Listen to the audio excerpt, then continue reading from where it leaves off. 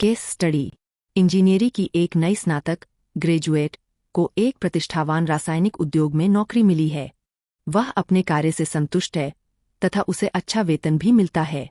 कुछ महीनों बाद उसे पता चलता है कि कंपनी उच्च विषाक्त अपशिष्ट को गुप्त रूप से पास की नदी में प्रवाहित कर रही है। इसके कारण नदी पर निर्भर ग्रामीणों के स्वास्थ्य पर प्रतिकूल प्रभाव पड़ रहा है। जब वह इस विषय पर अपने सहकर्मियों से चर्चा करती है तो वे उसे चुप रहने की सलाह देते हैं, क्योंकि पहले भी इस विषय को उठाने वाले कर्मचारियों को नौकरी से निकाल दिया गया था। दूसरी ओर, वह अपने परिवार की एकमात्र कमाने वाली सदस्य है तथा अपने बीमार माता पिता और भाई बहनों की जिम्मेदारी भी उसी पर है। प्रारंभ में वह सोचती है कि यदि उसके वरिष्ठ अधिकारी मौन हैं तो उसे भी चुप रहना चाहिए, लेकिन उसका अंतःकरण उसे यह महसूस कराता है कि नदी और उस पर निर्भर लोगों को बचाने के लिए उसे कुछ करना चाहिए। इसी दुविधा में वह आपसे उचित सलाह मांगती है। प्रश्न अ चुप रहना उसके लिए नैतिक रूप से सही नहीं है, यह दर्शाने के लिए आप क्या तर्क प्रस्तुत करेंगे? बी, आप उसे कौन सा रास्ता अपनाने की सलाह देंगे और क्यों देंगे? उत्तर। भूमिका 20 से 25 शब्द। यह केस स्टडी व्यक्तिगत आजीविका, पर्यावरण संरक्षण, व्यावसायिक नैतिकता तथा जनहित के बीच संतुलित एवं उत्तरदायी निर्णय लेने की चुनौती प्रस्तुत करती है। हितधारक स्टेक होल्डर्स। नई इंजीनियर इस पूरी परिस्थिति की मुख्य निर्णयकर्ता है। इसके अतिरिक्त रासायनिक उद्योग एवं उसका प्रबंधन, नदी पर निर्भर ग्रामीण समुदाय, इंजीनियर का परिवार, उसके सहकर्मी, राज्य प्रदूषण नियंत्रण बोर्ड एवं प्रशासन, नदी एवं संपूर्ण पारिस्थितिकी तंत्र तथा भावी पीढ़ियां भी इस निर्णय से प्रभावित हितधारक है। चुप रहना उसके लिए नैतिक रूप से सही नहीं है। तर्क। चुप रहना नैतिक रूप से उचित नहीं होगा, क्योंकि सबसे पहले मानव जीवन एवं स्वास्थ्य सर्वोपरि है। यदि वह जानती है कि विषैले अपशिष्ट के कारण ग्रामीणों का स्वास्थ्य प्रभावित हो रहा है, तो मौन रहना इस अन्याय में अप्रत्यक्ष सहभागिता के समान होगा। पीटर सिंगर ने प्रैक्टिकल एथिक्स में कहा है कि यदि हम किसी गंभीर हानि को रोक सकते हैं तो ऐसा करना हमारा नैतिक दायित्व है। एक इंजीनियर का दायित्व केवल कंपनी के प्रति नहीं, बल्कि समाज और पर्यावरण के प्रति भी होता है। NSPE code of ethics for engineers के अनुसार इंजीनियरों को जनता की सुरक्षा, स्वास्थ्य और कल्याण को सर्वोच्च प्राथमिकता देनी चाहिए। इसलिए केवल नौकरी बचाने के लिए इस कर्तव्य की उपेक्षा करना व्यावसायिक नैतिकता के विरुद्ध होगा। इसके अतिरिक्त नदी को प्रदूषित करना वर्तमान के साथ साथ भविष्य की पीढ़ियों के अधिकारों का भी हनन है। हंस जोनस ने द इम्पेरेटिव ऑफ रिस्पॉन्सिबिलिटी में भविष्य की पीढ़ियों के प्रति उत्तरदायित्व पर बल दिया है। मौन रहना पर्यावरणीय न्याय के सिद्धांत के विपरीत होगा। उसका अंतःकरण स्वयं यह संकेत दे रहा है कि जो हो रहा है वह गलत है। भय के कारण सत्य को छिपाना नैतिक साहस का अभाव है। महात्मा गांधी ने the story of my experiments with truth में सत्य और नैतिक साहस को सर्वोच्च मूल्य माना है। बी, उसे कौन सा रास्ता अपनाने की सलाह देंगे और क्यों देंगे? मैं उसे सलाह दूंगा कि वह भावनात्मक प्रतिक्रिया देने के बजाय विवेकपूर्ण, कानूनी तथा चरणबद्ध तरीका अपनाए। सबसे पहले वह प्रदूषण से संबंधित सभी वैध दस्तावेजों, रिपोर्टों तथा अन्य प्रमाणों को सुरक्षित रूप से एकत्रित करे। द्वितीय प्रशासनिक सुधार आयोग 2 NDR एथिक्स इन गवर्नेंस भी जवाबदेही के लिए तथ्यात्मक साक्ष्यों के महत्व पर बल देता है।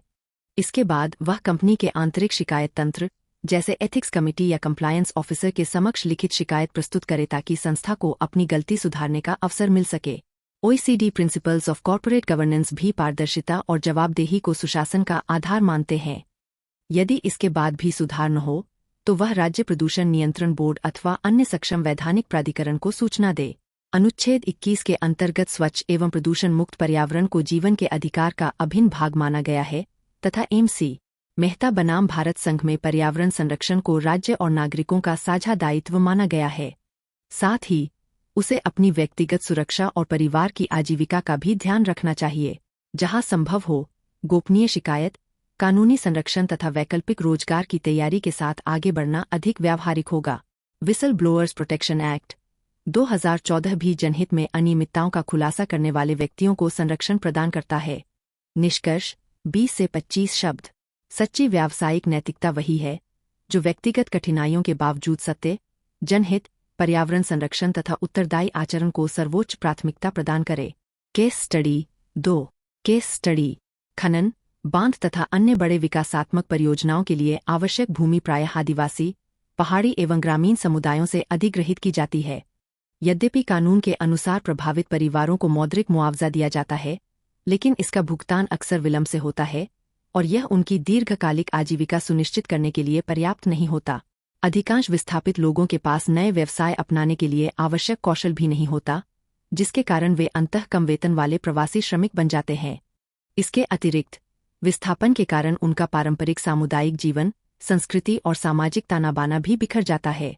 परिणामस्वरूप विकास का अधिकांश लाभ उद्योगों, उद्योगपतियों तथा शहरी समाज को प्राप्त होता है, जबकि इसकी सबसे बड़ी कीमत गरीब एवं कमजोर समुदायों को चुकानी पड़ती है। लाभ और लागत का यह असमान वितरण गंभीर नैतिक प्रश्न उत्पन्न करता है। प्रश्न: यदि आपको ऐसे विस्थापित व्यक्तियों के लिए अच्छे मुआवजे एवं पुनर्वास की नीति का मसौदा बनाने का कार्य दिया जाता है, तो आप इस समस्या के संबंध में क्या दृष्टिकोण रखेंगे एवं आपके द्वारा सुझाई गई नीति के मुख्य तत्व कौन-कौन से होंगे? 250 शब्द। उत्तर: भूमिका 20 से 25 शब्द। यह केस स्टडी विकास, सामाजिक न्याय, मानवीय गरिमा तथा कमजोर वर्गों के अधिकारों के बीच नैतिक एवं न्यायपूर्ण संतुलन स्थापित करने की चुनौती प्रस्तुत करती है। हितधारक, स्टेक होल्डर्स। इस मामले में प्रमुख हितधारक विस्थापित आदिवासी, पहाड़ी एवं ग्रामीण समुदाय, उनके परिवार, महिलाएं और बच्चे, सरकार एवं जिला प्रशासन, उद्योग एवं परियोजना प्राधिकरण, स्थानीय निकाय एवं ग्राम सभा, पर्यावरण एवं स्थानीय संस्कृति, भविष्य की पीढ़ियां तथा व्यापक समाज एवं अर्थव्यवस्था है। समस्या के प्रति मेरा दृष्टिकोण: मेरे अनुसार विकास का उद्देश्य केवल आर्थिक वृद्धि नहीं, बल्कि समावेशी एवं न्यायपूर्ण प्रगति होना चाहिए। यदि विकास का लाभ कुछ लोगों को मिले और उसकी कीमत केवल कमजोर वर्गों को चुकानी पड़े, तो ऐसा विकास नैतिक रूप से स्वीकार्य नहीं कहा जा सकता। अमर्त्य सेन ने डेवलपमेंट एज फ्रीडम में स्पष्ट किया है कि वास्तविक विकास लोगों की स्वतंत्रता, अवसरों और क्षमताओं का विस्तार करता है, केवल आय में वृद्धि नहीं। साथ ही भूमि केवल आर्थिक संसाधन नहीं, बल्कि लोगों की आजीविका, संस्कृति, पहचान और सामाजिक संबंधों का आधार होती है। इसलिए विस्थापन को केवल वित्तीय मुआवजे का विषय न मानकर मानवीय गरिमा और सामाजिक सुरक्षा के दृष्टिकोण से देखना आवश्यक है। मार्था सी नसबॉम ने क्रिएटिंग कैपेबिलिटीज में गरिमापूर्ण जीवन के लिए आवश्यक अवसर और क्षमताएं उपलब्ध कराने पर बल दिया है। इसके अतिरिक्त सामाजिक न्याय की दृष्टि से विकास का बोझ केवल कमजोर वर्गों पर डालना अनुचित है। भारतीय संविधान के अनुच्छेद 38 के अनुसार राज्य का दायित्व सामाजिक, आर्थिक एवं राजनीतिक न्याय पर आधारित व्यवस्था स्थापित करना है। मेरे द्वारा सुझाई गई नीति के मुख्य तत्व: सबसे पहले, विस्थापित परिवारों को समयबद्ध, पारदर्शी एवं न्याय संगत मुआवजा दिया जाए। मुआवजा बाजार मूल्य से अधिक हो तथा भुगतान में देरी होने पर ब्याज सहित डीबीटी, डायरेक्ट बेनिफिट ट्रांसफर, के माध्यम से राशि प्रदान की जाए। भूमि अधिग्रहण, पुनर्वासन एवं पुनर्व्यवस्थापन में उचित प्रतिकर एवं पारदर्शिता का अधिकार अधिनियम 2013, लार एक्ट 2013 भी उचित प्रतिकर और पारदर्शी प्रक्रिया पर बल देता है। जहां संभव हो, भूमि के बदले भूमि की व्यवस्था की जाए तथा कौशल विकास, स्वरोजगार, कृषि सहायता और उद्यमिता के माध्यम से स्थायी आजीविका सुनिश्चित की जाए। ELO convention No. 169 भी आदिवासी समुदायों की आजीविका एवं सांस्कृतिक अधिकारों की रक्षा पर बल देता है। पुनर्वास केवल आवास तक सीमित न होकर विद्यालय, स्वास्थ्य सेवाएं, पेयजल, सड़क, बिजली तथा अन्य आधारभूत सुविधाओं सहित समग्र पैकेज के रूप में लागू किया जाए। यह SDG 11 sustainable cities and communities की भावना के अनुरूप होगा। इसके अतिरिक्त भूमि अधिग्रहण से पहले ग्राम सभा की पूर्व सहमति एवं सक्रिय भागीदारी सुनिश्चित की जाए, ताकि प्रभावित समुदाय निर्णय प्रक्रिया का वास्तविक हिस्सा बन सके। यह सहभागी लोकतंत्र तथा सुशासन को भी मजबूत करेगा। अंत में, पुनर्वास प्रक्रिया की स्वतंत्र निगरानी, नियमित सामाजिक लेखा परीक्षा, सोशल ऑडिट तथा प्रभावी शिकायत निवारण तंत्र स्थापित किया जाए। द्वितीय प्रशासनिक सुधार आयोग 2 NDRC, सिटीजन सेंट्रिक एडमिनिस्ट्रेशन भी पारदर्शिता, जवाबदेही और प्रभावी शिकायत निवारण को सुशासन का आधार मानता है। निष्कर्ष: 20 से 25 शब्द। वास्तविक विकास वही है जो आर्थिक प्रगति के साथ सामाजिक न्याय, मानवीय गरिमा, सांस्कृतिक संरक्षण तथा सम्मानजनक पुनर्वास को समान प्राथमिकता प्रदान करे। Case study 3। केस स्टडी: कल्पना कीजिए कि आप एक ऐसी सामाजिक सेवा योजना के क्रियान्वयन के प्रभारी हैं, जिसका उद्देश्य वृद्ध एवं निराश्रित महिलाओं को सहायता प्रदान करना है। एक दिन एक अशिक्षित एवं अत्यंत गरीब वृद्ध महिला योजना का लाभ लेने के लिए आपके पास आती है। जांच करने पर आपको पता चलता है कि उसके पास योजना की पात्रता सिद्ध करने वाले आवश्यक दस्तावेज नहीं हैं। हालांकि बातचीत और स्थानीय जानकारी के आधार पर आपको पूरा विश्वास हो जाता है कि वह वास्तव में अत्यंत दयनीय एवं निराश्रित जीवन जी रही है। अब आपके सामने एक नैतिक दुविधा उत्पन्न होती है। यदि आप बिना दस्तावेजों के उसे लाभ देते हैं तो यह नियमों का उल्लंघन होगा। वहीं यदि आप केवल दस्तावेजों के अभाव में उसकी सहायता से इनकार करते हैं तो यह मानवीय संवेदनाओं और लोक कल्याण की भावना के विपरीत होगा। ऐसी स्थिति में आपको कानून और करुणा के बीच संतुलित निर्णय लेना है। प्रश्न: क्या आप इस धर्म संकट के समाधान के लिए कोई तार्किक तरीका सोच सकते हैं? बी, इसके लिए अपने कारण बतलाइए। 250 शब्द। उत्तर: भूमिका 20 से 25 शब्द। यह केस स्टडी लोकसेवक के समक्ष कानून के शासन, मानवीय संवेदना, न्याय तथा लोक कल्याण के बीच संतुलित निर्णय लेने की चुनौती प्रस्तुत करती है। हितधारक, स्टेक होल्डर्स। इस मामले में प्रमुख हितधारक निराश्रित एवं वृद्ध महिला, सामाजिक सेवा योजना का प्रभारी अधिकारी, सरकार एवं संबंधित विभाग, अन्य पात्र लाभार्थी, स्थानीय प्रशासन एवं ग्राम पंचायत, करदाता तथा व्यापक समाज एवं सामाजिक न्याय व्यवस्था है। धर्म संकट के समाधान के लिए तार्किक तरीका। मेरे अनुसार इस स्थिति में न तो नियमों की अनदेखी उचित होगी और न ही केवल औपचारिकताओं के आधार पर वास्तविक जरूरतमंद व्यक्ति को सहायता से वंचित करना। इसलिए मैं कानूनी प्रक्रिया और मानवीय संवेदना के संतुलित दृष्टिकोण को अपनाऊंगा। सबसे पहले, महिला की वास्तविक स्थिति का वैकल्पिक सत्यापन ग्राम पंचायत, आशा कार्यकर्ता, आंगनवाड़ी, राजस्व अधिकारी अथवा स्थानीय निकाय के माध्यम से कराया जाएगा। इससे बिना नियम तोड़े उसकी पात्रता का निष्पक्ष आकलन किया जा सकेगा। मैक्स वेबर ने इकोनॉमी एंड सोसाइटी में वैधानिक प्रशासन के लिए तथ्यों एवं निष्पक्ष प्रक्रिया पर आधारित निर्णयों को आवश्यक बताया है। इसके साथ ही महिला के आधार, निवास, आय अथवा अन्य आवश्यक दस्तावेज बनवाने में प्रशासनिक सहायता प्रदान की जाएगी तथा पूरी प्रक्रिया को सरल और त्वरित बनाया जाएगा। गुड गवर्नेंस का सिटीजन सेंट्रिक एडमिनिस्ट्रेशन सिद्धांत भी नागरिकों तक सेवाओं की सहज पहुंच सुनिश्चित करने पर बल देता है। जब तक दस्तावेज तैयार न हो जाए तब तक उपलब्ध नियमों के अंतर्गत अंतरिम मानवीय सहायता जैसे राहत कोष, खाद्यान्न, चिकित्सा सहायता अथवा वृद्धाश्रम जैसी सुविधाएं उपलब्ध कराई जाएंगी। भारतीय संविधान के अनुच्छेद 41 के अनुसार राज्य वृद्ध एवं असहाय व्यक्तियों को सार्वजनिक सहायता प्रदान करने का प्रयास करेगा। दस्तावेजों का सत्यापन पूर्ण होने के बाद महिला को प्राथमिकता के आधार पर योजना से जोड़ा जाएगा ताकि उसे स्थायी रूप से योजना का लाभ मिल सके। राष्ट्रीय सामाजिक सहायता कार्यक्रम (NSAP) भी आर्थिक रूप से कमजोर एवं वृद्ध नागरिकों की सामाजिक सुरक्षा सुनिश्चित करने का उद्देश्य रखता है। बी, इसके लिए अपने कारण। यह दृष्टिकोण इसलिए उचित है क्योंकि यह मानवीय संवेदना और कानून के शासन दोनों के बीच संतुलन स्थापित करता है। इससे न तो नियमों का उल्लंघन होता है और न ही वास्तविक जरूरतमंद व्यक्ति की उपेक्षा होती है। एरिस्टोटल ने निकमचियन एथिक्स में सद्गुण को दो अतियों के बीच संतुलित एवं विवेकपूर्ण मार्ग बताया है। साथ ही तथ्यात्मक सत्यापन के आधार पर निर्णय लेने से पारदर्शिता, निष्पक्षता और जवाबदेही बनी रहती है तथा मनमानी और भ्रष्टाचार की संभावना कम होती है। लोन एल फुलर ने द मोरालिटी ऑफ लॉ में कानून और नैतिकता के संतुलित अनुपालन को न्यायपूर्ण प्रशासन का आधार माना है। इसके अतिरिक्त लोकसेवा का वास्तविक उद्देश्य केवल नियमों का पालन करना नहीं बल्कि अंतिम व्यक्ति तक सरकारी सहायता पहुंचाना भी है। महात्मा गांधी के अनुसार किसी भी निर्णय से पहले सबसे कमजोर और वंचित व्यक्ति के हित को ध्यान में रखना चाहिए। अंततः ऐसा निर्णय प्रशासन को संवेदनशील, उत्तरदायी एवं नागरिक केंद्रित बनाता है जिससे शासन के प्रति जनता का विश्वास भी बढ़ता है। द्वितीय प्रशासनिक सुधार आयोग 2 NDRC सिटीजन सेंट्रिक एडमिनिस्ट्रेशन भी नियमों के साथ संवेदनशीलता अपनाने पर बल देता है। निष्कर्ष 20 से 25 शब्द। एक आदर्श लोकसेवक वही है जो कानून का सम्मान करते हुए संवेदनशील, न्यायपूर्ण एवं नागरिक केंद्रित दृष्टिकोण अपनाकर वास्तविक जरूरतमंदों तक प्रभावी सहायता पहुंचाए। Case study 4। Case study.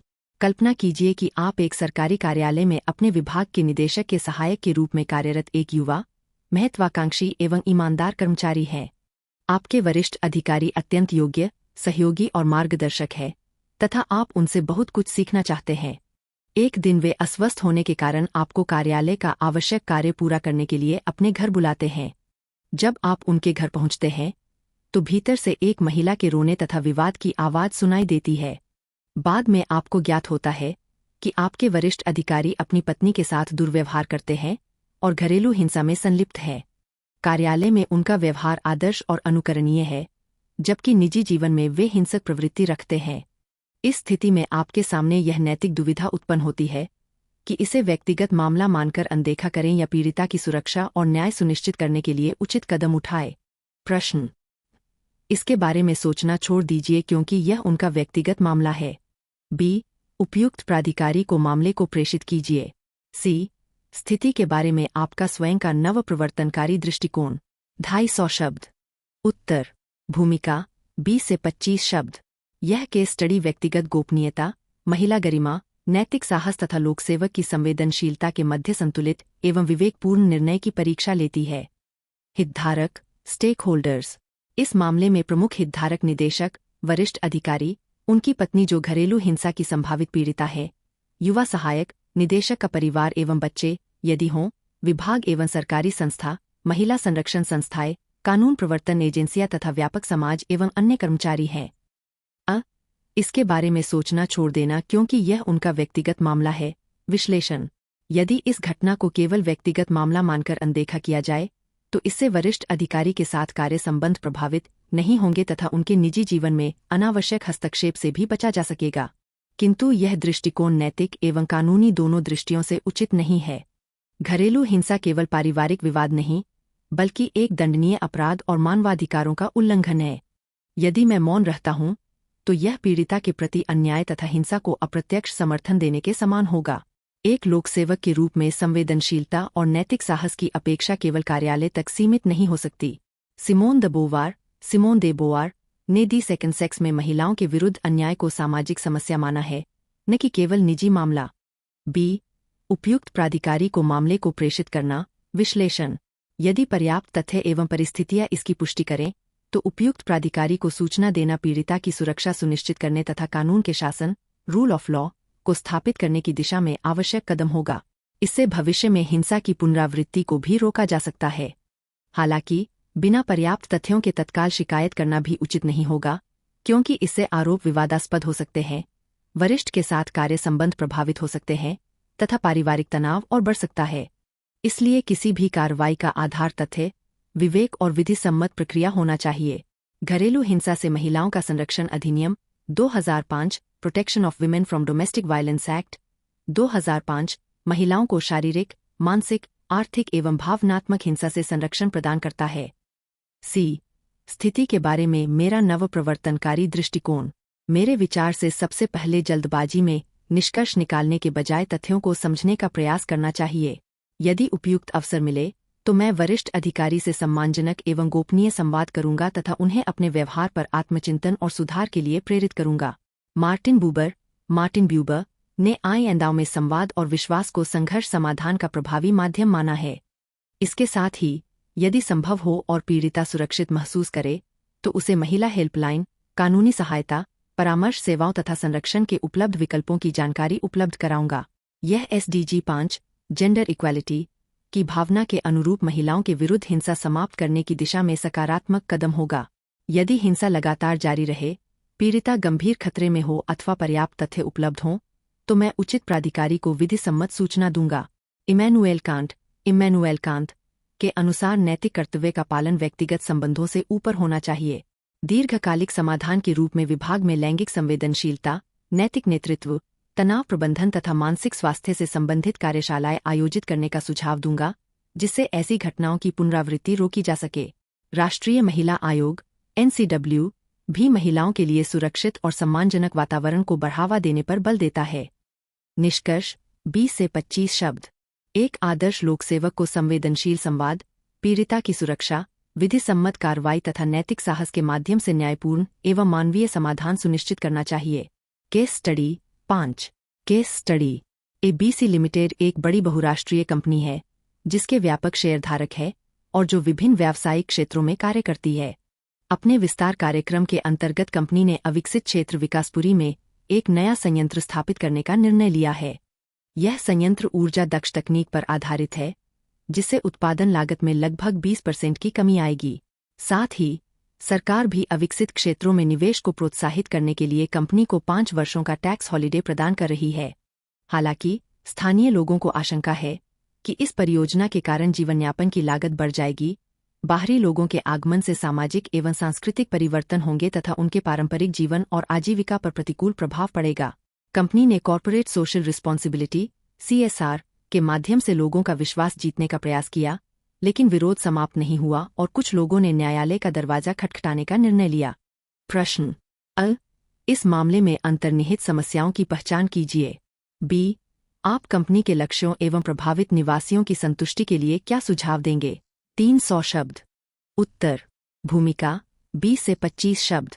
यह केस स्टडी आर्थिक विकास, कॉर्पोरेट उत्तरदायित्व, सामाजिक न्याय एवं स्थानीय समुदायों के अधिकारों के मध्य संतुलित विकास की नैतिक चुनौती प्रस्तुत करती है। हितधारक स्टेक होल्डर्स। इस मामले में प्रमुख हितधारक ABC लिमिटेड एवं उसके शेयरधारक विकासपुरी के स्थानीय निवासी, राज्य सरकार एवं जिला प्रशासन, संयंत्र के भावी कर्मचारी एवं प्रवासी श्रमिक, स्थानीय व्यापारी एवं छोटे व्यवसाय, पर्यावरण एवं स्थानीय पारिस्थितिकी, न्यायपालिका तथा भविष्य की पीढ़ियां है। अ. इस मामले में अंतर्निहित समस्याओं की पहचान। इस मामले की पहली प्रमुख समस्या आर्थिक विकास और सामाजिक न्याय के बीच संतुलन की है। जहां परियोजना से कंपनी, सरकार और उद्योग को आर्थिक लाभ होगा, वहीं सामाजिक, सांस्कृतिक और पर्यावरणीय लागत स्थानीय समुदाय को वहन करनी पड़ेगी। जॉन स्टुअर्ट मिल ने यूटिलिटेरियनिज्म में कहा है कि विकास तभी नैतिक माना जाएगा जब उससे अधिकतम लोगों का वास्तविक कल्याण हो, केवल आर्थिक लाभ नहीं। दूसरी समस्या स्थानीय समुदाय की अपर्याप्त भागीदारी है। यदि प्रभावित लोगों को निर्णय प्रक्रिया में पर्याप्त अवसर नहीं दिया जाता, तो अविश्वास और विरोध स्वाभाविक रूप से बढ़ता है। शेरी आर अर्नस्टीन ने अ लैडर ऑफ सिटीजन पार्टिसिपेशन में प्रभावी विकास के लिए वास्तविक जनभागीदारी को आवश्यक बताया है। तीसरी समस्या सामाजिक एवं सांस्कृतिक प्रभावों से जुड़ी है। बाहरी आबादी के आगमन से स्थानीय संस्कृति, सामाजिक ताने-बाने तथा पारंपरिक जीवन शैली प्रभावित हो सकती है। UNESCO universal declaration on cultural diversity 2001 भी विकास के साथ सांस्कृतिक विविधता के संरक्षण पर बल देता है। चौथी समस्या कॉर्पोरेट उत्तरदायित्व और विश्वास के संकट की है। केवल CSR गतिविधियां घोषित कर देना पर्याप्त नहीं है। स्थानीय लोगों को पारदर्शी संवाद, दीर्घकालिक प्रतिबद्धता और वास्तविक लाभ का विश्वास भी होना चाहिए। एडवर्ड फ्रीमैन के स्टेकहोल्डर थ्योरी के अनुसार कंपनी का दायित्व केवल शेयरधारकों के प्रति नहीं, बल्कि सभी हितधारकों के प्रति होता है। बी.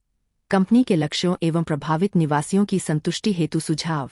मेरे अनुसार कंपनी को सबसे पहले जनसुनवाई, ग्राम सभा से नियमित संवाद तथा सोशल इम्पैक्ट असेसमेंट SIA के आधार पर परियोजना को आगे बढ़ाना चाहिए। इससे लोगों की आशंकाओं का समाधान होगा तथा विश्वास स्थापित होगा। लार एक्ट 2013 भी पारदर्शिता और जनभागीदारी पर विशेष बल देता है। इसके साथ ही स्थानीय युवाओं को रोजगार में प्राथमिकता, कौशल विकास, तकनीकी प्रशिक्षण तथा उद्यमिता सहायता प्रदान की जानी चाहिए, ताकि वे विकास के प्रत्यक्ष लाभार्थी बन सके। अमर्त्य सेन के अनुसार वास्तविक विकास लोगों की क्षमताओं और अवसरों का विस्तार करता है। कंपनी को CSR को केवल कानूनी दायित्व न मानकर शिक्षा, स्वास्थ्य, पेयजल, सड़क, पर्यावरण संरक्षण तथा स्थानीय आजीविका के विकास से जोड़ना चाहिए। कंपनी अधिनियम 2013 की धारा 135 भी CSR को समावेशी विकास का माध्यम मानती है। अंततः एक स्वतंत्र पर्यावरणीय एवं सामाजिक निगरानी तंत्र, शिकायत निवारण समिति तथा स्थानीय प्रतिनिधियों की सहभागिता सुनिश्चित की जानी चाहिए, ताकि परियोजना के प्रभावों की निरंतर समीक्षा होती रहे और आवश्यक सुधार समय पर किए जा सके। यह SDG 9 industry, innovation and infrastructure तथा SDG 11 sustainable cities and communities की भावना के अनुरूप भी होगा। निष्कर्ष 20 से 25 शब्द। सफल औद्योगिक विकास वही है जो आर्थिक प्रगति के साथ सामाजिक न्याय, जनभागीदारी, पर्यावरण संरक्षण तथा स्थानीय समुदायों के विश्वास को समान महत्व प्रदान करे। Case study 6। Case study. Saraswati America में सूचना प्रौद्योगिकी क्षेत्र की एक सफल पेशेवर थी। राष्ट्र सेवा की भावना से प्रेरित होकर वह भारत लौटी और अपने कुछ समान विचार वाले मित्रों के साथ मिलकर गरीब ग्रामीण बच्चों को नाममात्र शुल्क पर उच्च गुणवत्ता वाली आधुनिक शिक्षा उपलब्ध कराने के उद्देश्य से एक गैर सरकारी संगठन NGO की स्थापना की। हालांकि परियोजना प्रारंभ करने के दौरान उसे विभिन्न सरकारी विभागों से अनुमति प्राप्त करने में अत्यधिक विलंब, जटिल एवं अस्पष्ट प्रक्रियाएं, अधिकारियों का असहयोगी व्यवहार तथा बार बार रिश्वत की मांग जैसी गंभीर समस्याओं का सामना करना पड़ा। इन अनुभवों से वह निराश हो गई और उसे महसूस हुआ कि ऐसी व्यवस्था समाज सेवा के उद्देश्य से कार्य करने वाले ईमानदार लोगों और संस्थाओं को हतोत्साहित करती है। प्रश्न: स्वैच्छिक सामाजिक कार्य पर सरकारी नियंत्रण के उपाय आवश्यक है, परंतु इन्हें बाध्यकारी या भ्रष्ट रूप में प्रयोग में नहीं लिया जाना चाहिए। आप क्या उपाय सुझाएंगे जिससे आवश्यक नियंत्रण के साथ नेक इरादों वाले ईमानदार गैर सरकारी संगठनों (NGOs) के प्रयासों में बाधा न आए? 300 शब्द। उत्तर: भूमिका 20 से 25 शब्द। यह केस स्टडी सुशासन, पारदर्शिता, भ्रष्टाचार निरोध, नागरिक सहभागिता तथा सामाजिक सेवा को प्रोत्साहित करने हेतु संतुलित नियामक व्यवस्था की आवश्यकता को रेखांकित करती है। हितधारक स्टेक होल्डर्स: इस मामले में प्रमुख हितधारक सरस्वती एवं उसका NGO, ग्रामीण छात्र एवं उनके परिवार, सरकारी विभाग एवं नियामक संस्थाएं, स्थानीय समुदाय, अन्य ईमानदार गैर सरकारी संगठन, भ्रष्ट अधिकारी एवं बिचौलिए, समाज एवं करदाता तथा शिक्षा व्यवस्था है। समस्या के प्रति मेरा दृष्टिकोण: मेरे विचार से सरकारी नियंत्रण आवश्यक है, क्योंकि इससे पारदर्शिता, जवाबदेही तथा धन के दुरुपयोग को रोका जा सकता है। किंतु यदि यही नियंत्रण अत्यधिक जटिल, विलंबकारी अथवा भ्रष्टाचार का माध्यम बन जाए, तो यह समाज सेवा की भावना को कमजोर कर देता है। इसलिए नियमन का उद्देश्य सुविधा प्रदान करना, फैसिलिटेशन, होना चाहिए, न कि अनावश्यक बाधाएं उत्पन्न करना। वुड्रो विल्सन ने दी स्टडी ऑफ एडमिनिस्ट्रेशन में प्रशासन का मूल उद्देश्य नागरिकों को कुशल एवं प्रभावी सेवाएं प्रदान करना बताया है। साथ ही जो संस्थाएं ईमानदारी से जनहित में कार्य कर रही है, उन्हें सरकार का साझेदार माना जाना चाहिए, न कि संदेह की दृष्टि से देखा जाना चाहिए। एलिनोर ऑस्ट्रोम ने गवर्निंग द कॉमन्स में सरकार और समाज की साझेदारी को सार्वजनिक हित के कार्यों की सफलता का आधार माना है। मेरे सुझाए गए उपाय: सबसे पहले, सभी अनुमतियों के लिए सिंगल विंडो क्लियरेंस सिस्टम विकसित किया जाए, जहां एकीकृत ऑनलाइन पोर्टल के माध्यम से सभी आवेदन स्वीकार किए जाए तथा प्रत्येक अनुमति के लिए निश्चित समय सीमा निर्धारित हो। अनावश्यक विलंब रोकने हेतु आवश्यक मामलों में डीम्ड अप्रूवल की व्यवस्था पर भी विचार किया जा सकता है। द्वितीय प्रशासनिक सुधार आयोग 2 NDRC ने भी प्रक्रियाओं के सरलीकरण और ई-गवर्नेंस को भ्रष्टाचार कम करने का प्रभावी माध्यम बताया है। इसके साथ ही आवेदन, दस्तावेज सत्यापन, शुल्क भुगतान, ट्रैकिंग तथा स्वीकृति की पूरी प्रक्रिया डिजिटल और पारदर्शी बनाई जाए, ताकि व्यक्तिगत विवेकाधिकार कम हो और रिश्वत की संभावना समाप्त हो। OECD recommendation on public integrity 2017 भी डिजिटल पारदर्शिता को सार्वजनिक विश्वास बढ़ाने का प्रभावी साधन मानता है। इसके अतिरिक्त रिस्क बेस्ड रेगुलेशन अपनाया जाए। जिन NGOs का अनुपालन रिकॉर्ड अच्छा हो, उनके लिए प्रक्रिया सरल एवं त्वरित हो, जबकि केवल संदिग्ध मामलों में विस्तृत जांच की जाए। विश्व बैंक, वर्ल्ड बैंक ने गवर्नेंस एंड डेवलपमेंट में भी विकासोन्मुख एवं संतुलित नियमन पर बल दिया है। भ्रष्टाचार रोकने के लिए स्वतंत्र शिकायत निवारण पोर्टल, व्हिसल ब्लोअर संरक्षण तथा रिश्वत मांगने वाले अधिकारियों के विरुद्ध त्वरित अनुशासनात्मक कार्रवाई सुनिश्चित की जानी चाहिए। लोकपाल एवं लोकायुक्त अधिनियम 2013 भी सार्वजनिक जीवन में जवाबदेही और भ्रष्टाचार नियंत्रण को सुदृढ़ करता है। अंततः सरकार और NGOs के बीच नियमित संवाद, हेल्प डेस्क, प्रशिक्षण तथा कानूनी मार्गदर्शन की व्यवस्था विकसित की जानी चाहिए, ताकि ईमानदार संस्थाएं नियमों का पालन करते हुए प्रभावी ढंग से कार्य कर सके। यह SDG 17 partnerships for the goals की भावना के अनुरूप सरकार और नागरिक समाज के बीच मजबूत साझेदारी स्थापित करेगा। निष्कर्ष 20 से 25 शब्द। प्रभावी शासन वही है जो पारदर्शी नियमन, न्यूनतम बाधाओं, शून्य भ्रष्टाचार तथा नागरिक सहभागिता के माध्यम से समाज सेवा को प्रोत्साहित करते हुए जवाबदेही सुनिश्चित करे। Case study 7। Case study. कल्पना कीजिए कि आप एक ईमानदार एवं उत्तरदायी सिविल सेवक हैं। अपने कार्यकाल के दौरान आप देखते हैं कि समाज और प्रशासन में नैतिकता को लेकर अनेक प्रकार की धारणाएं प्रचलित है। कुछ लोगों का मानना है कि ईमानदारी से व्यक्ति और उसके परिवार को केवल कठिनाइयां मिलती है, जबकि अनुचित आचरण जीवन में सफलता प्राप्त करने का आसान मार्ग है। कुछ लोग यह भी मानते हैं कि यदि अधिकांश लोग अनैतिक साधन अपना रहे हों, तो कुछ ईमानदार व्यक्तियों से कोई विशेष अंतर नहीं पड़ता। वहीं कुछ लोगों की धारणा है कि नैतिक प्रक्रियाएं विकास की गति को धीमा कर देती है तथा छोटे मोटे उपहारों का आदान प्रदान व्यवस्था को अधिक सुगम और कुशल बनाता है। एक लोकसेवक के रूप में आपको इन धारणाओं का नैतिक, प्रशासनिक तथा व्यावहारिक दृष्टि से मूल्यांकन करना है। प्रश्न: निम्नलिखित कथनों की उनके गुणों एवं दोषों सहित समीक्षा कीजिए। अ. नैतिक आचरण से स्वयं एवं परिवार को कठिनाइयां हो सकती है, जबकि अनुचित आचरण जीवन के लक्ष्यों को प्राप्त करने में सहायक हो सकता है। बी. जब अधिकांश लोग अनैतिक साधन अपनाते हैं, तब कुछ ईमानदार लोगों से कोई अंतर नहीं पड़ता। सी। नैतिक तरीकों का पालन करना बृहत विकासात्मक लक्ष्यों के लिए हानिकारक है। डी। छोटे मोटे उपहारों का आदान प्रदान प्रणाली को अधिक कुशल बनाता है। 250 शब्द। उत्तर। भूमिका 20 से 25 शब्द। यह केस स्टडी व्यक्तिगत नैतिकता, लोकसेवा के मूल्यों, सुशासन एवं दीर्घकालिक सार्वजनिक हित के संदर्भ में नैतिक धारणाओं की विवेकपूर्ण समीक्षा की अपेक्षा करती है। हितधारक, स्टेक होल्डर्स। इस मामले में प्रमुख हितधारक लोकसेवक, उसका परिवार, नागरिक एवं सेवा प्राप्तकर्ता, सरकार एवं प्रशासन, समाज, भविष्य की पीढ़ियां तथा लोकतांत्रिक संस्थाएं हैं। नैतिक आचरण से स्वयं एवं परिवार को कठिनाइयां हो सकती है, जबकि अनुचित आचरण जीवन के लक्ष्यों को प्राप्त करने में सहायक हो सकता है। समीक्षा। यह सत्य है कि अल्पकाल में ईमानदार व्यक्ति को स्थानांतरण, दबाव, पदोन्नति में विलंब अथवा आर्थिक कठिनाइयों जैसी चुनौतियों का सामना करना पड़ सकता है। उसका परिवार भी अप्रत्यक्ष रूप से इन परिस्थितियों से प्रभावित हो सकता है। किंतु यह निष्कर्ष निकालना कि अनैतिक आचरण सफलता का स्थायी मार्ग है, उचित नहीं है। अनैतिक सफलता क्षणिक होती है तथा व्यक्ति की विश्वसनीयता, प्रतिष्ठा और आत्मसम्मान को नष्ट कर देती है। इसके विपरीत, ईमानदारी दीर्घकाल में सार्वजनिक विश्वास, आत्मसंतोष तथा स्थायी सफलता का आधार बनती है।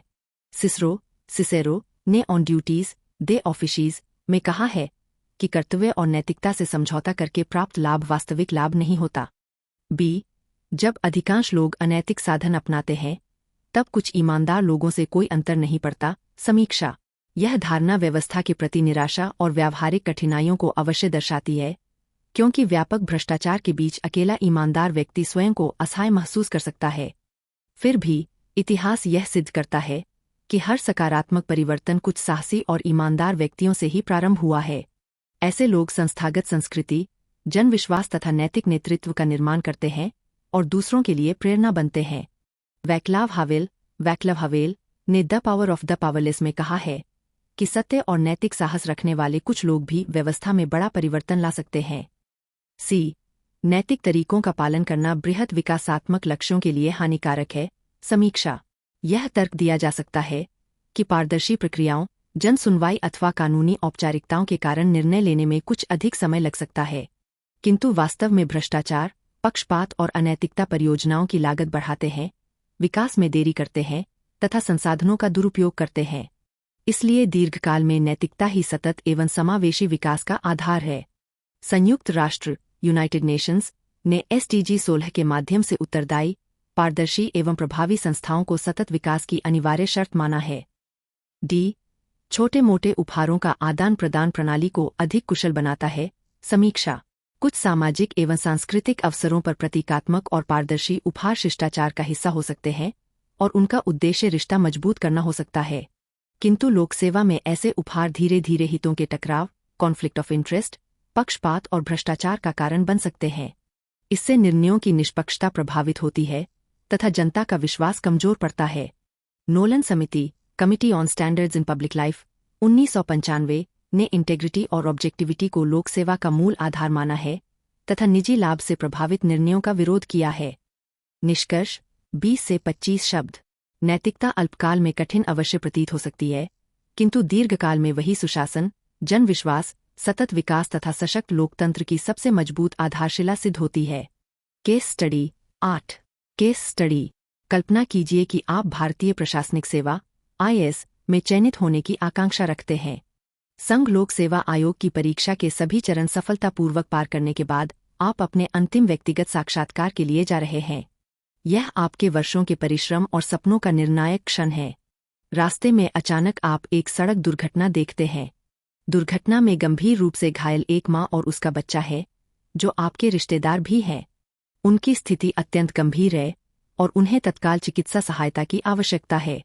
दूसरी ओर, यदि आप उनकी सहायता के लिए रुकते हैं, तो संभव है कि आप समय पर साक्षात्कार स्थल न पहुंच पाए और आपका वर्षों का परिश्रम जोखिम में पड़ जाए। ऐसी परिस्थिति में आपको व्यक्तिगत सफलता और मानवीय कर्तव्य के बीच निर्णय लेना है। प्रश्न। आप ऐसी परिस्थिति में क्या करेंगे? अपनी कार्यवाही का औचित्य स्पष्ट कीजिए। 250 शब्द। उत्तर। भूमिका 20 से 25 शब्द। यह केस स्टडी व्यक्तिगत महत्वाकांक्षा, मानवीय संवेदनशीलता, नैतिक उत्तरदायित्व तथा लोकसेवा के मूल्यों के बीच संतुलित निर्णय लेने की परीक्षा प्रस्तुत करती है। हितधारक स्टेक होल्डर्स। इस मामले में प्रमुख हितधारक दुर्घटनाग्रस्त मां एवं बच्चा, अभ्यर्थी, निर्णयकर्ता, उसका परिवार, यूपीएससी एवं साक्षात्कार बोर्ड, पुलिस एवं आपातकालीन चिकित्सा सेवाएं, अन्य राहगीर तथा भावी लोकसेवा व्यवस्था है। मेरी कार्यवाही। मेरी पहली प्राथमिकता घायलों का जीवन बचाना होगी। मैं तुरंत 108/112 पर एम्बुलेंस एवं पुलिस को सूचना दूंगा और यदि आवश्यक हो तो स्वयं अथवा अन्य लोगों की सहायता से उन्हें निकटतम अस्पताल पहुंचाने का प्रयास करूंगा। इमैनुएल कांत ने ground work of the metaphysics of morals में कहा है कि मनुष्य को सदैव साध्य एंड के रूप में देखा जाना चाहिए, साधन मीन्स के रूप में नहीं। यदि आसपास अन्य लोग मौजूद हों तो मैं उनके साथ समन्वय स्थापित करूंगा ताकि प्राथमिक उपचार, अस्पताल में भर्ती तथा आवश्यक कानूनी औपचारिकताओं में कोई विलंब न हो। इससे यह सुनिश्चित होगा कि सहायता निरंतर मिलती रहे। भारतीय संविधान का अनुच्छेद 21 भी जीवन और व्यक्तिगत स्वतंत्रता के अधिकार को सर्वोच्च संवैधानिक मूल्य मानता है। स्थिति नियंत्रित होने के बाद यथाशीघ्र यूपीएससी को घटना की सूचना देने का प्रयास करूंगा तथा आवश्यक होने पर अस्पताल या पुलिस से संबंधित प्रमाण प्रस्तुत करूंगा। मैक्स वेबर के अनुसार एक उत्तरदायी लोकसेवक संवेदनशीलता और कर्तव्यनिष्ठा के बीच संतुलन स्थापित करता है। यदि इन सब के कारण मेरा साक्षात्कार छूट भी जाए तब भी मैं मानव जीवन को अपनी व्यक्तिगत सफलता से ऊपर रखूंगा। एक भावी लोकसेवक का वास्तविक मूल्यांकन केवल परीक्षा में नहीं बल्कि संकट की घड़ी में उसके आचरण से भी होता है। स्वामी विवेकानंद ने कहा है कि मानव सेवा ही सर्वोच्च सेवा है। मेरी कार्यवाही का औचित्य। मेरे निर्णय का पहला आधार यह है कि मानव जीवन सर्वोच्च नैतिक मूल्य है। कोई भी परीक्षा, पद या व्यक्तिगत उपलब्धि किसी व्यक्ति के जीवन से अधिक महत्वपूर्ण नहीं हो सकती।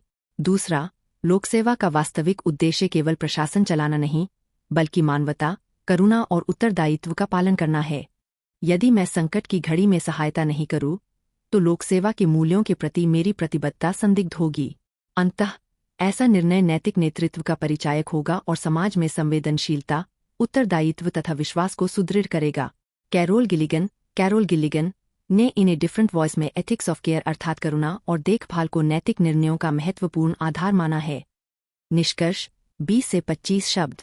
एक सच्चा लोकसेवक वही है जो व्यक्तिगत सफलता से ऊपर मानव जीवन, करुणा तथा नैतिक कर्तव्य को रखकर साहसपूर्वक निर्णय लेता है। Case study 9। Case study. कल्पना कीजिए कि आप किसी संगठन के मानव संसाधन HR विभाग के अध्यक्ष हैं। ड्यूटी के दौरान एक कर्मचारी की मृत्यु हो जाती है। मृतक के परिवार ने कंपनी से मुआवजे की मांग की है। कंपनी द्वारा की गई प्रारंभिक जांच में यह निष्कर्ष निकाला गया कि दुर्घटना के समय कर्मचारी नशे की अवस्था में था। इसी आधार पर प्रबंधन ने कानूनी मुआवजा देने से इनकार कर दिया। इस निर्णय के विरोध में कर्मचारी संघ हड़ताल पर चला गया और मृतक के परिवार को मुआवजा देने की मांग कर रहा है। अब प्रबंधन मंडल के अध्यक्ष ने आपसे इस विवाद के समाधान हेतु उचित सलाह देने को कहा है। प्रश्न: प्रबंधन मंडल को आप क्या सलाह देंगे? अपनी दी गई प्रत्येक सलाह के गुण एवं दोषों की चर्चा कीजिए। 250 शब्द। उत्तर: भूमिका 20 से 25 शब्द। यह केस स्टडी कानून, मानवीय संवेदना, कर्मचारी कल्याण, संगठनात्मक उत्तरदायित्व तथा औद्योगिक शांति के मध्य संतुलित निर्णय लेने की चुनौती प्रस्तुत करती है। हितधारक स्टेक होल्डर्स। इस मामले में प्रमुख हितधारक मृतक कर्मचारी का परिवार, कंपनी प्रबंधन, मानव संसाधन विभाग HR, कर्मचारी एवं श्रमिक संघ, कंपनी के शेयरधारक, अन्य कर्मचारी, श्रम विभाग एवं न्यायिक संस्थाएं तथा व्यापक समाज है। प्रबंधन मंडल को मेरी सलाह। सबसे पहले मैं सलाह दूंगा कि दुर्घटना की निष्पक्ष एवं स्वतंत्र जांच पुनः कराई जाए। यह सुनिश्चित किया जाए कि कर्मचारी के नशे में होने का निष्कर्ष वैज्ञानिक एवं विश्वसनीय साक्ष्यों पर आधारित हो तथा दुर्घटना के अन्य संभावित कारणों जैसे सुरक्षा संबंधी कमियां या प्रबंधन की लापरवाही की भी जांच की जाए। गुण: इससे निर्णय निष्पक्ष एवं पारदर्शी होगा तथा भविष्य में कानूनी विवादों और अविश्वास की संभावना कम होगी। दोष: जांच में अतिरिक्त समय लग सकता है और तब तक कर्मचारियों का विरोध जारी रह सकता है। मूल्य संवर्धन: जॉन रोल्स ने ए थ्योरी ऑफ जस्टिस में निष्पक्ष प्रक्रिया फेयर प्रोसीजर को न्यायपूर्ण निर्णय का आधार माना है। यदि जांच में यह सिद्ध हो जाए कि कानूनन मुआवजा दे नहीं है तब भी मैं कंपनी को मृतक के परिवार के लिए अनुग्रह राशि, एक्सग्रेटिया, बच्चों की शिक्षा सहायता, बीमा लाभ अथवा परिवार के योग्य सदस्य को रोजगार जैसी मानवीय सहायता प्रदान करने की सलाह दूंगा। गुण: इससे परिवार को राहत मिलेगी, कंपनी की सामाजिक छवि मजबूत होगी तथा कर्मचारियों का विश्वास बना रहेगा। दोष, भविष्य में समान परिस्थितियों में ऐसी सहायता की अपेक्षा बढ़ सकती है तथा कंपनी पर अतिरिक्त वित्तीय भार आएगा। मूल्य संवर्धन। एंड्रू कार्नेगी ने दी गॉस्पेल ऑफ वेल्थ में संपन्न संस्थाओं के सामाजिक उत्तरदायित्व पर बल दिया है। साथ ही मैं कर्मचारी संघ और प्रबंधन के बीच संवाद एवं मध्यस्थता की प्रक्रिया प्रारंभ करने की सलाह दूंगा ताकि हड़ताल समाप्त हो और समाधान आपसी सहमति से निकले। गुण, इससे औद्योगिक शांति स्थापित होगी तथा उत्पादन और कार्य प्रभावित हुए बिना विवाद का समाधान संभव होगा। दोष, यदि दोनों पक्ष अपने अपने रुख पर अड़े रहें तो संवाद लंबा चल सकता है। मूल्य संवर्धन। मैरी पार्कर फॉलेट ने डायनामिक एडमिनिस्ट्रेशन में सहयोग और समन्वय को संघर्ष समाधान का सर्वोत्तम माध्यम बताया है। अंततः भविष्य में ऐसी घटनाओं की पुनरावृत्ति रोकने के लिए वर्कप्लेस सेफ्टी पॉलिसी को और मजबूत किया जाए। नियमित स्वास्थ्य परीक्षण, नशा मुक्त कार्यस्थल नीति, सुरक्षा प्रशिक्षण तथा आवश्यक परामर्श सेवाएं अनिवार्य की जाए। गुण, इससे भविष्य में दुर्घटनाएं कम होंगी, कर्मचारी सुरक्षा बढ़ेगी तथा संगठन की उत्पादकता में सुधार होगा। दोष, प्रारंभिक स्तर पर प्रशिक्षण एवं सुरक्षा उपायों पर अतिरिक्त व्यय करना पड़ेगा। मूल्य संवर्धन। अंतर्राष्ट्रीय श्रम संगठन ILO occupational safety and health convention 1981 convention no 155 सुरक्षित एवं स्वस्थ कार्यस्थल को प्रत्येक कर्मचारी का मूल अधिकार मानता है। निष्कर्ष 20 से 25 शब्द। प्रबंधन का निर्णय कानून सम्मत होने के साथ साथ मानवीय, पारदर्शी एवं संवाद आधारित होना चाहिए, जिससे न्याय, कर्मचारी विश्वास तथा औद्योगिक सौहार्द तीनों सुरक्षित रह सके। Case study 10। Case study. कल्पना कीजिए कि आप स्पेयर पार्ट्स बनाने वाली कंपनी ए के मैनेजर हैं और आपकी कंपनी की एक बड़ी उत्पादक कंपनी बी के साथ अत्यंत महत्वपूर्ण एवं प्रतिस्पर्धात्मक व्यावसायिक सौदे पर बातचीत चल रही है। बैठक के बाद कंपनी बी का मैनेजर आपको अपनी कार से होटल छोड़ने निकलता है। रास्ते में वह तेज और लापरवाही से वाहन चलाता है, जिसके कारण उसकी कार एक मोटरसाइकिल से टकरा जाती है। दुर्घटना में मोटरसाइकिल सवार गंभीर रूप से घायल हो जाता है। कुछ ही देर में पुलिस घटनास्थल पर पहुंच जाती है और आप इस दुर्घटना के एकमात्र प्रत्यक्षदर्शी होते हैं। आप जानते हैं कि यदि आप सत्य बयान देंगे तो कंपनी बी के मैनेजर के विरुद्ध कानूनी कार्रवाई होगी और आपकी कंपनी का करोड़ों रुपए का व्यावसायिक सौदा भी खतरे में पड़ सकता है। ऐसी स्थिति में आपको नैतिकता, कानून और व्यावसायिक हितों के बीच निर्णय लेना है। प्रश्न, आप किस प्रकार की दुविधाओं का सामना करेंगे? इस परिस्थिति के बारे में आपकी क्या प्रतिक्रिया होगी? 250 शब्द। उत्तर, भूमिका 20 से 25 शब्द। यह केस स्टडी व्यावसायिक हित, सत्यनिष्ठा, विधि के शासन एवं मानवीय उत्तरदायित्व के बीच नैतिक निर्णय लेने की परीक्षा प्रस्तुत करती है। हितधारक, स्टेक होल्डर्स। इस मामले में प्रमुख हितधारक घायल मोटरसाइकिल चालक, कंपनी ए एवं उसके कर्मचारी, कंपनी बी एवं उसका मैनेजर, मैं, प्रत्यक्षदर्शी एवं निर्णयकर्ता, पुलिस एवं न्यायपालिका, दोनों कंपनियों के शेयरधारक तथा व्यापक समाज एवं सड़क सुरक्षा व्यवस्था है। मेरे समक्ष नैतिक दुविधाएं। मेरे सामने पहली दुविधा सत्यनिष्ठा और व्यावसायिक हित के बीच होगी। यदि मैं सत्य बोलता हूं तो कंपनी का महत्वपूर्ण व्यावसायिक सौदा प्रभावित हो सकता है, जबकि झूठ बोलना न केवल नैतिक रूप से गलत होगा बल्कि न्याय प्रक्रिया में बाधा डालने के समान भी होगा। सोक्रेट्स ने प्लेटोस अपोलॉजी में सत्य के लिए व्यक्तिगत हानि स्वीकार करने को नैतिक साहस का प्रतीक माना है। दूसरी दुविधा मानव जीवन और आर्थिक लाभ के बीच होगी। घायल व्यक्ति के जीवन और स्वास्थ्य की तुलना किसी भी व्यापारिक लाभ से नहीं की जा सकती। एल्बर्ट श्वेट्सर ने दी फिलॉसफी ऑफ सिविलाइजेशन में रेवरेंस फॉर लाइफ अर्थात प्रत्येक जीवन के प्रति सम्मान को सर्वोच्च नैतिक मूल्य बताया है। तीसरी दुविधा व्यावसायिक संबंध और कानून के शासन, रूल ऑफ लॉ, के बीच होगी। यदि मैं संबंध बचाने के लिए सत्य छिपाता हूं तो यह कानून और न्याय दोनों के साथ अन्याय होगा। वी डाइसी के अनुसार कानून के समक्ष सभी व्यक्ति समान हैं। अंतिम दुविधा अल्पकालिक लाभ और दीर्घकालिक प्रतिष्ठा के बीच होगी।